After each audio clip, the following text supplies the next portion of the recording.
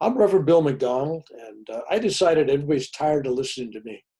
Chris, you tired of listening to me yet? No. but but Oh, I'm always telling stories, and us old guys, Chris, you wouldn't understand that you're not old yet. But us old guys, after a while, get tired of hearing ourselves. I know that's hard to believe that an Irishman could actually get tired of hearing himself talk. So I wanted to reach out there because I know some interesting people, some really new friends that I made, like yourself. We've known each other for what, 2 years or so, 2 years. and we've been in one IN events together and a lot of chit chat. But I found your personal story so touching, moving at times, and not just that it inspires me in many ways, but it's one of those stories that should be inspiring to lots of people out there, especially the younger generation, people that are going through difficult times right now. And that's what kind of started this conversation off many days ago. We decided to record that suicide and thoughts of hopelessness and life's got to be better than it is. These thoughts are hitting a lot of people during this lockdown. We're recording this during the pandemic, and California here and the rest of the nation, we're pretty much locked down. So it's been people having to live with their own thoughts, and sometimes with people that don't want to be around more than a day or two, and they're stuck with them. So here we are. You're not stuck with me, Chris. You can come and go as you like. But first off, let's give you a real introduction. You're a survivor, emotional survivor, a spiritual survivor, a suicide survivor. And I think you're one of those people that your life story, as grim as it starts off, when we meet you, we realize, as bad as it was, look at the final product here. What's developing? There's a really light at the end of the tunnel, and your light is growing as you grow and you learn. I'm finding that knowing you from just watching your old videos when you talk about your stuff is not like knowing you now, because as you've given your story to so many people, you evolved. In fact, telling the story is not a big thing for you anymore. So I'm asking you only to kind of give the story, because people have to know that life wasn't handed to you like a gift. You had to fight for every moment and overcome a lot. And you wrote a book about this. Yeah, if you got a copy of it, why don't you hold it up there? All right, tell us about your book. Boom. The title is Boom, The Life and Times of a Suicide Near-Death Experiencer. It is available on Amazon and Kindle. It is my life story. And yeah, it's my life story. And hopefully a motivational piece to those who don't feel very motivated in themselves. I haven't had a chance to read it. I've watched probably 10 of your interviews, so I got kind of an idea. And what I find that I understand being a minister that a lot of people won't, because they'll go, "Oh, what is this guy? Is he anti-religion or something?" No, you're not anti-God. You're not anti-anything, but you're more of a spiritually involved person. And you see the difference between mouthing words from a holy book and living a holy life. And I think is your real message underneath that. So I just want to make that clear because I got that message. So for the sake of those people listening for the first time, and I suggest that they do read your book, number one, and they look at your other videos, but give us a background, because you started off a few months old, 6 months old or something, and your mother actually dumped you in a dumpster. Why don't you take us from there? Okay, so my mom threw me in a neighborhood dumpster. She felt like it was a good idea to do that because she wanted to live her own life. And I was unfortunately a burden in hers. So she threw me in the dumpster. Like, what better place to do that? No one will know. But the problem is there was a neighbor that came and she found me in the dump. I guess the neighbor heard me crying. I hear this story from my grandma when I was 5 years old. She told me that, because I said, Grandma, how come my mom's not with me? And she said, okay, I'll be honest with you. You're 5 years old. You pretty much need to grow up. So I'm going to tell you. She said she threw you in a dumpster because she wanted to party. That's what it was. So months later, I guess what ended up happening was the lady found the neighbor heard a baby crying in the dumpster, and that's when she heard it was me. So she said, "Oh my gosh, I know this child. I know this child's mother." So my grandma was at church while she found me.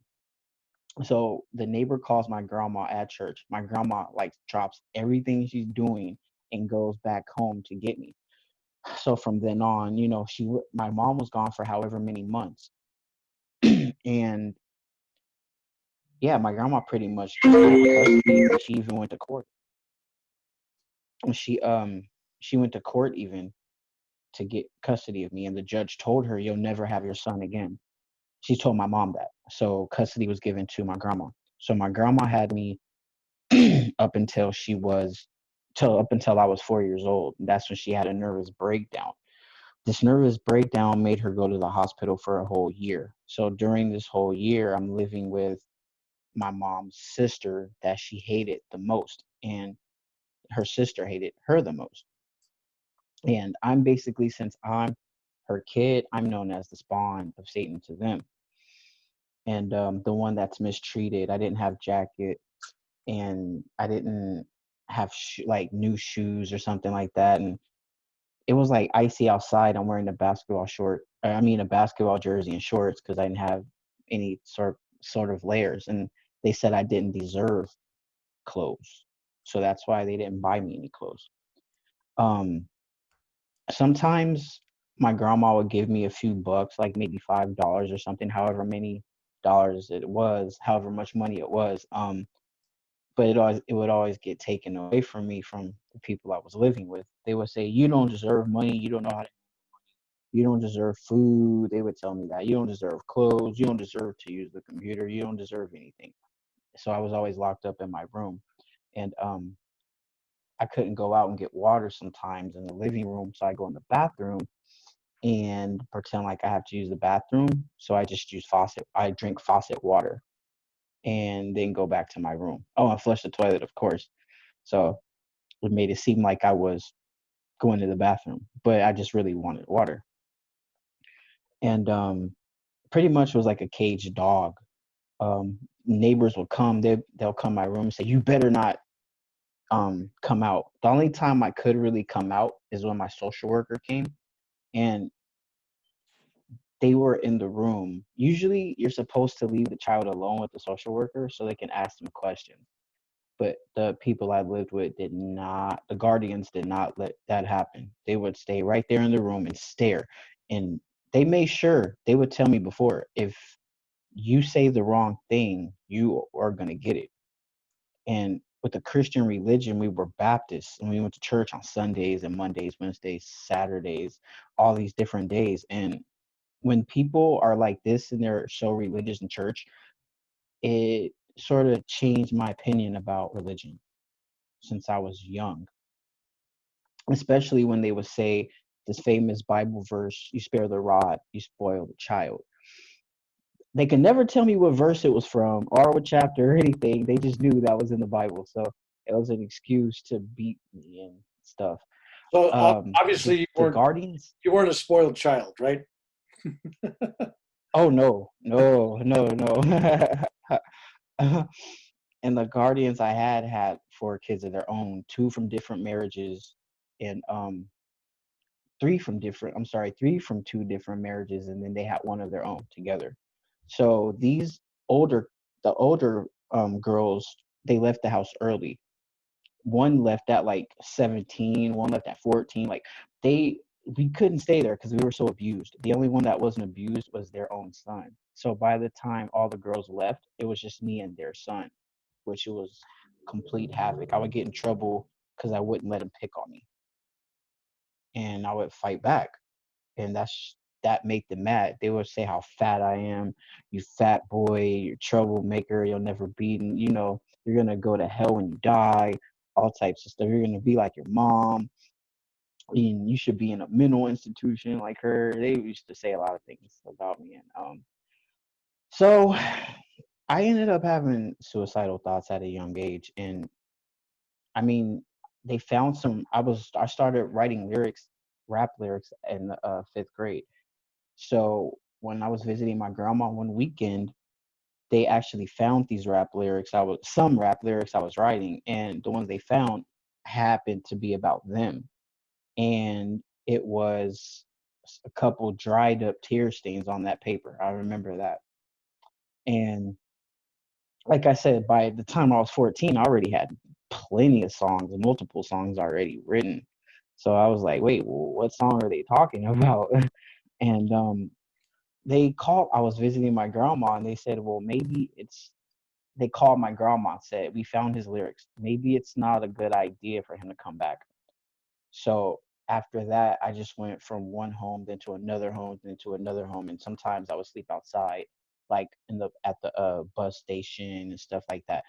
Every house I've been to was never a good experience. It was always the same. And all of them were supposed to be very religious people. So that changed my opinion about religion and God, period. So I had suicidal thoughts. And I mean, I think my popularity in high school is what stopped my suicidal thoughts. Very popular through my whole high school experience. After high school was a different story. That's when my suicidal thoughts came back. How was your And self-esteem? that's when I started. How'd you feel about yourself? Was you blaming yourself at all? I didn't I blamed myself for everything. I just wondered how come I could never be accepted? What did I do wrong? How come I can't be accepted? Well, it's that's even hard to listen to because you're at that age where that kind of molds your whole future and how you view life. So you started having negative feelings. When your first thoughts of maybe it's easier to leave here or to quit or to give up or to have suicide, when did these things start coming to you? When I was 23 years old, I started planning suicide. So from like 18 to 23, that period was more of just the drinking, the drugs, every drug I can get my hands on type thing. Um, well, not like I mean like more like I was like doing a lot of pills and like the weed and like liquor. That's what it was, like experimenting with that, but especially like pills and like cough syrup and stuff like that. That was my main things, and I ended up getting really slumped on cough syrup, and it was a bad experience. I almost OD'd. So I said, I'm just gonna just start planning my death. I don't want to kill myself like this. I just rather do it a different way. So I started planning my death. Wow. And I wanted to drown myself, but I said that'd be too easy. So I started looking out for the trains that come and what time they come. So that's the the the decision I came to. Okay, I'm gonna go by getting hit by a train. Wow. Did you have anybody that was catching on to this? Was there some people that thought, hey, maybe that's what you're going to do? People try to stop you? The only person that caught on to it was the person I was with during my near death experience. Um, I end up talking to them, and they weren't exactly the type of person I can trust either. I didn't have like any friends I could trust. Like I was always the one that people trusted, but I never had anyone that I could trust. It never went both ways. And this was one of my friends that were like that. So I was talking to them, and I said, I'm just gonna go through with this. I'm out of here. And I left their house and I started walking. Next thing you know, I'm close to the train that I wanted to die at. And I just hear a car beeping at me and telling me, get in the car, get in the car. And I'm like, man, my plan is messed up already. So as I'm on the phone with her, as I'm in the car with her, ironically, my mom calls and I haven't talked to her in years. Out of all the days in the world when I'm planning my suicide, this is the day that she calls at the very moment that I'm about to kill myself. So I'm like, maybe this might be the only thing that'll stop it. The thought is hearing from my mom. I'll talk to her. Why not? So I talked to her and she said, I just called you to tell you I got your number from your grandma, and I want you to know I'm not your mom. I don't want you. I never have. Don't claim me as your mom and stop looking for me. So I said, okay, well, F you, you never were my mom. I tossed the phone out the window and I looked at my friend as she hit the corner and I looked at her and said, F this. I opened the door and jumped out. Not a pleasant landing, obviously. Did you hit your head? Yeah. I hit the I remember my face was messed up in the front, but the back of my head, I do remember that part when I hit the back of my head on the concrete and I just heard this boom type sound. And as you could tell from my book, boom, like, boom. I just remember this muffled boom sound, and that's when my near death experience had happened. Like literally, I'm trying to push myself out of my body, but I ended up getting up, but I didn't know I was out of my body. So as soon as I got up, I'm trying to take like 2 or 3 steps. Boom, then I'm in the air. So then I feel like this void, and then it's like God slash source presence. I say source because some people get offended, like I believe in this God or I believe in that God. So I just say God slash source. He's the main source, you know. Um, and I just remember that source, that being, like kneeling. I felt his presence, like kneeling down and giving me a hug, like the tightest hug I could ever feel. And I didn't want to in that hug. But as soon as that hug was let go, I'm like, well, I don't deserve to be around you. Like, let me go get perfect. I'll be back. Like, I have to get perfect first. He's like, no, I want you how you are now. Like, I love you how you are now. I'm like, that can't be true. I was taught that if you sin once before you die, you're gonna burn in hell. Like, that's what I thought.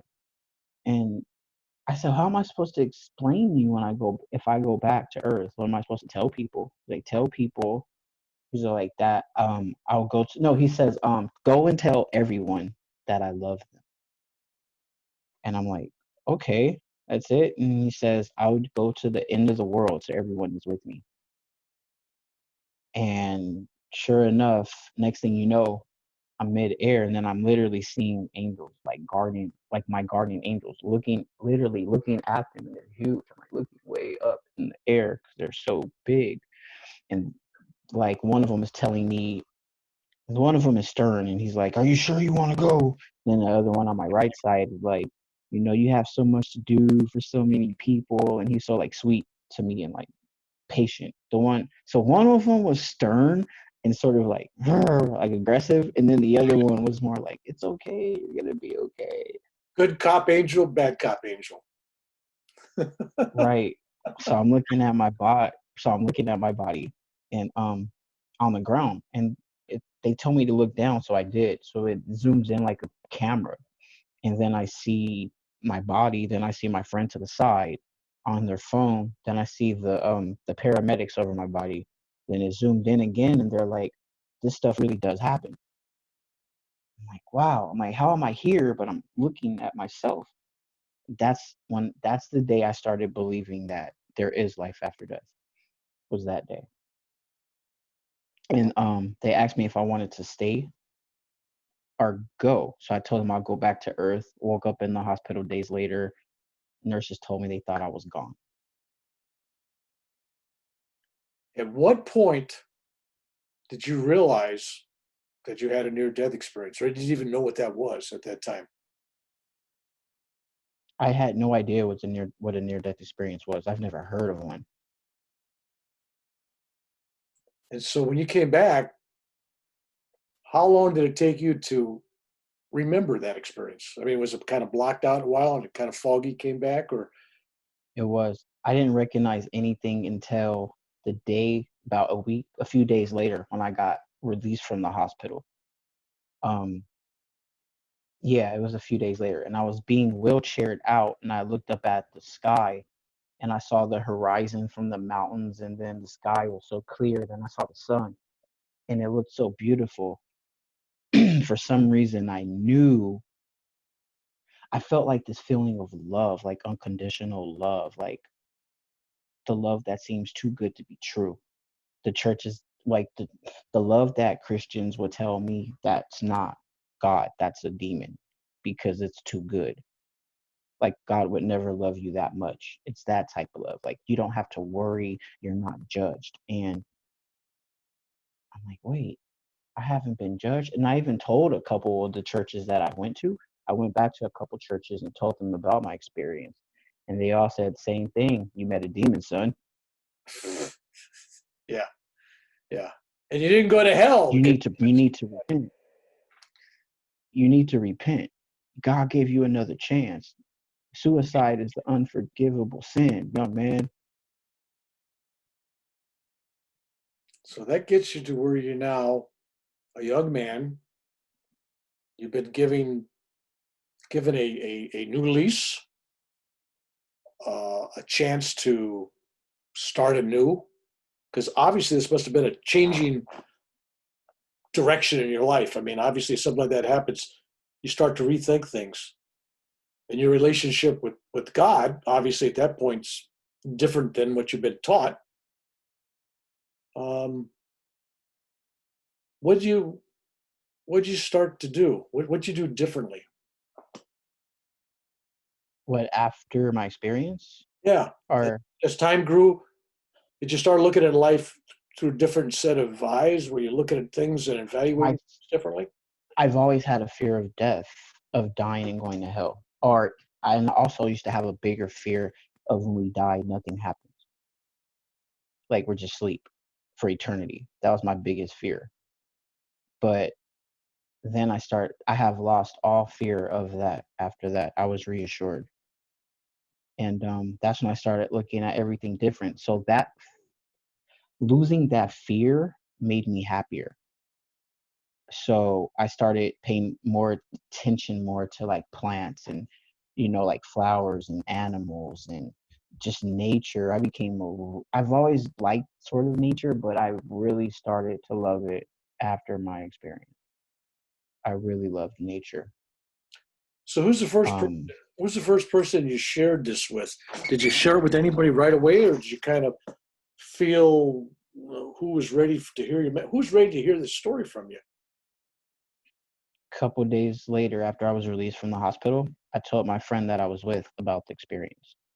They did not believe me. They said that stuff doesn't happen. You were just hallucinating. It You always, had brain trauma. yeah, it always amazes me that when people have an experience where it's encapsulated in a giant love hug from the creator, from the universe or whatever, from God, uh, that it could be in any way tainted. It's like love is God. And having met you and listened to you talk and the conversations we've had, I know that's kind of where you're at. And I don't want to put words in your mouth or anything, but um, you kind of came back and you kind of felt maybe I have another purpose. Maybe there's a mission. Can you talk about that? Right. Right. Honestly, my main takeaway from my suicide attempt and coming back was me wanting to help people and prevent them from going through with the suicide. I want people to know and I want to spread my message to that's what a reason for my book too. I hope people, especially suicidal people, read that book because if they can hear what someone else that actually did it, they hear their experience, maybe it'll give them some type of relief.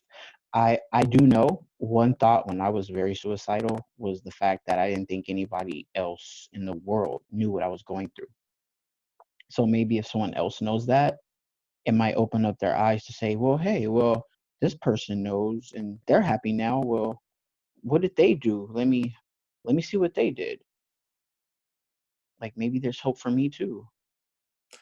Well, it's interesting because you learn from what, I mean, how many people that you know that have had near death experience? You've been around IANS, International Association Near Death Studies. So, like you and I, we've both met so many people. You begin to wonder who hasn't had an experience, Right. right?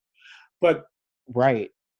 you've turned your experience into like a mission. and you're still a young man, still in your 20s, right? And 32. well, let's kind of give you a break here. Nah.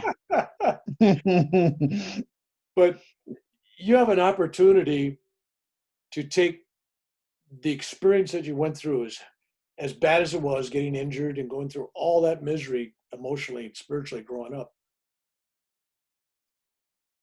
to take that and use that as a platform for others who are going through stuff. Because there's some people out there think they're really going through some hard times.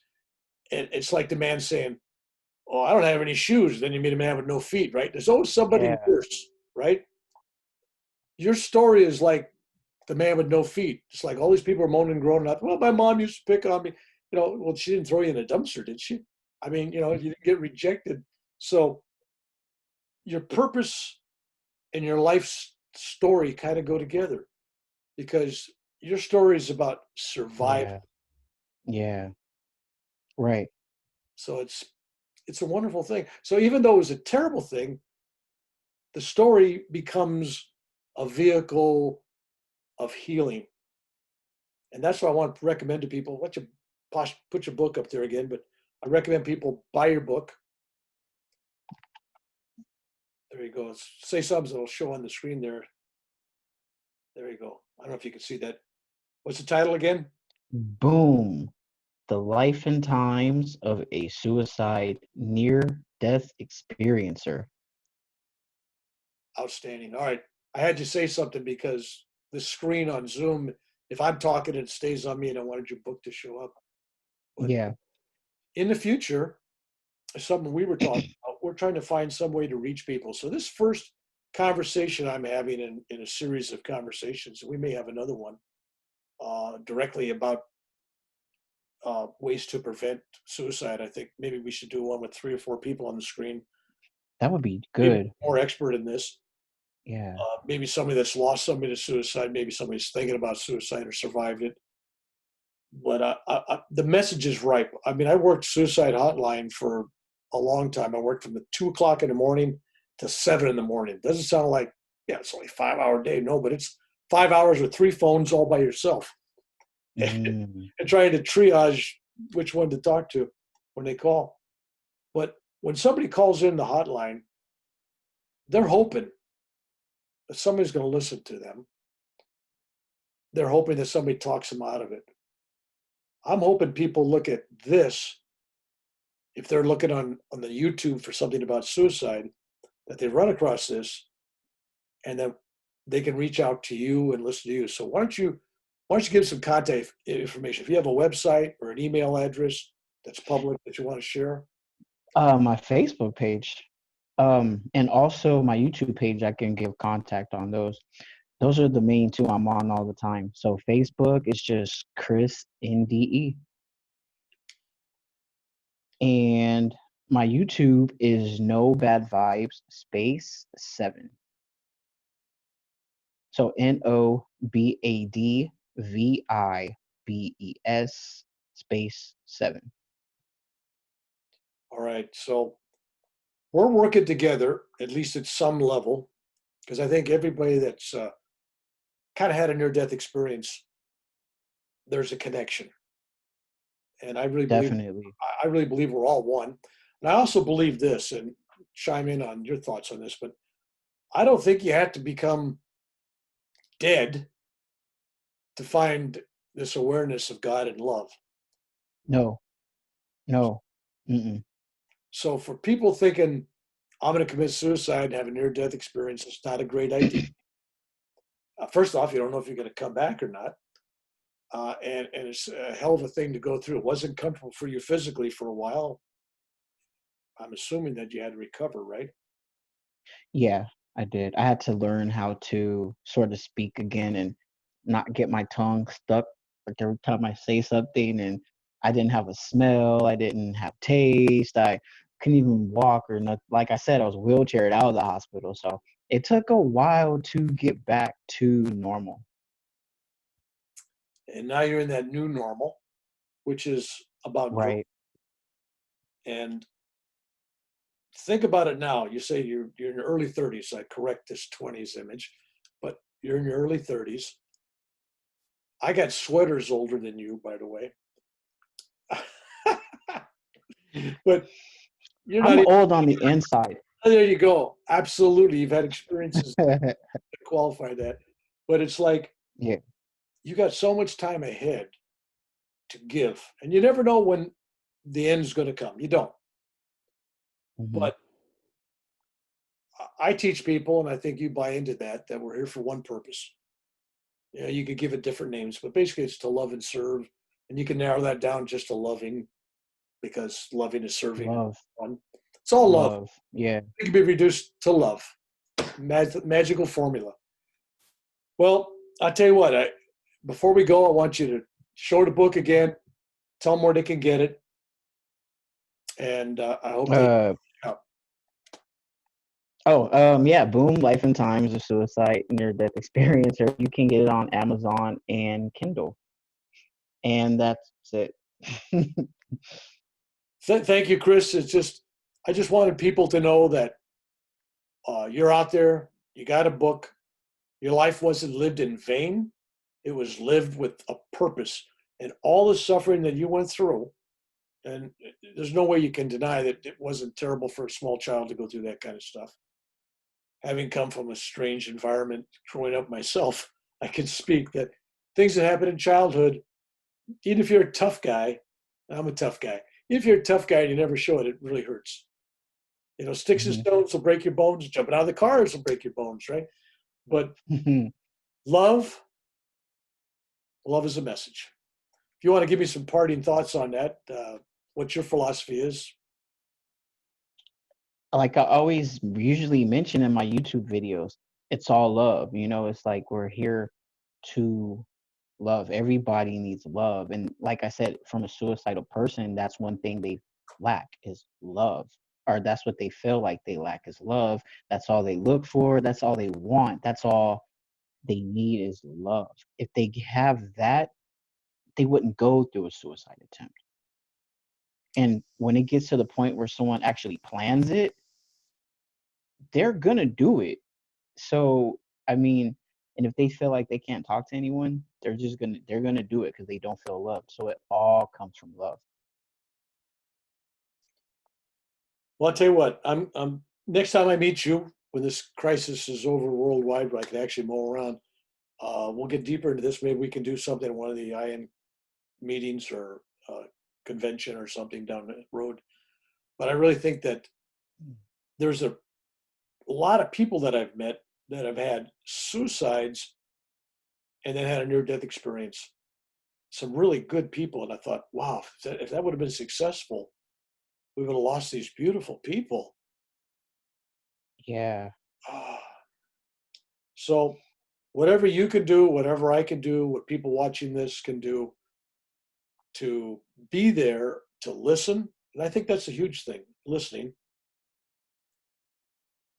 because sometimes you can't stop somebody. Sometimes, no matter how hard you try, and I speak from experience, how hard you try, you know somebody's going to, you just know they're going to do it. Try anyway. Try to stop them anyway. They God know they're loved. Yeah. Yeah. So, Chris, it's my honor and pleasure to call you a friend, and I offer you my partnership when you need me, when you're working with this, and I'm looking forward to your next book in a few years when you talk about the successes of the people that you've helped motivate, change, stop a suicide, save their lives. So you start off first off like you're doing. You're motivating people with a story. You're trying to inspire them. Wherever you start off, that's not important. It's where you end, right? Where you end. Right. Like on a gravestone, right? You got born with a date, right? And then there's a dash. That's your life. Then you got an end, right? But if you don't do the dash Right. really good, then it don't mean much, right? So when you end this Right. life, the only thing that really matters is not who loves us, because that could be influenced by all kinds of stuff. Favors, you got money, you got position, you're a celebrity. Oh, I love you, you know. But it's who did you love? And so I know, Chris, you're out there, and there's a lot of people that you love and you're empathetic with, and you're giving energy to it. And so I fully support that. And I suggest people watch your videos. I hope that you do more videos. And with that, uh, I want to thank you for letting me interview one of my friends. I want to thank you for having me. Like it's a big honor to actually have the time for you to take time out of your day to talk to me. Well, God bless you. We will talk privately later. God bless. And for you to watch on this, this is the first friend I'm interviewing. I may do some more. If you like this, let us know. God bless.